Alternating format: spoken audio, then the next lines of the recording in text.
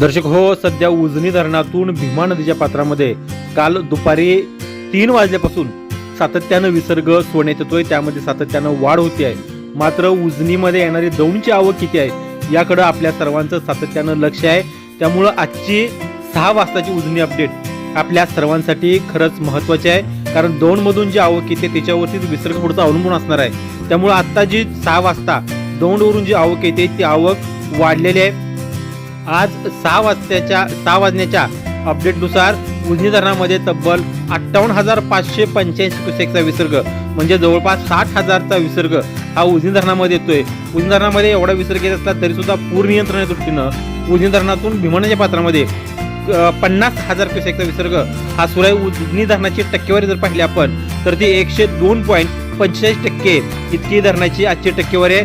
दुपारी 12 वाजता जी आपण दौंडची आवक पाहिली असेल तर ती 39,445 क्युसेक इतकी होती। म्हणजे नंतर आता 6 तासामध्ये दौंडची आवक आहे ती जवळपास 20,000 क्युसेक इतकी वाढली आहे। आणि त्याचबरोबर दुसरी महत्त्वाची बातमी अशी आहे की वीर धरणामधून नीरा नदीच्या पात्रामध्ये जो काही विसर्ग सोडण्यात येतोय तो विसर्ग सुद्धा 5:30 वाजता सुमारास वाढवण्यात आला आहे।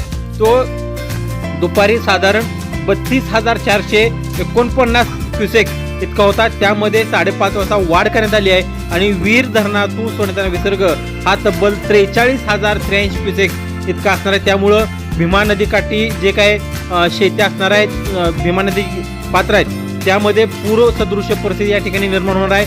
पंढरपूर तालुक्यातील जे काही महत्त्वाचे बंधारे 6 बंधारे ते बंधारे सुद्धा आता पाण्याखाली जायला सुरुवात झाली आहे। कालपासून जे काही पाणी सोडलेलं आहे ते पाणी आता सध्या पंढरपूरमध्ये पोहोचलेलं आहे। पंढरपूरमध्ये जर आपण परिस्थिती पाहिली तर साधारण 20,000 ते 25,000 क्युसेक्सनं पंढरपूरमध्ये भीमा नदी आहे ते वाहते आहे। साधारण त्यापेक्षा सुद्धा जास्त वाहते आहे। आणि पंढरपूर तालुक्यातील जे काही बंधारे आहेत ते बंधारे आता पाण्याखाली जायला सुरुवात झाली आहे। आणखी सुद्धा सायंकाळपर्यंत भीमा नदी पाणी पातळी ही आणखीन वाढणार आहे। त्यामुळे उजनी धरणातला काय विसर्ग किती येतोय, दौंडचा विसर्ग किती येतोय ते आम्ही तुमच्यापर्यंत पोहोचवण्याचा प्रयत्न करतोय। तुम्ही आमचं चॅनल सबस्क्राईब केलं नसेल तर तुम्ही आमचं चॅनल सबस्क्राईब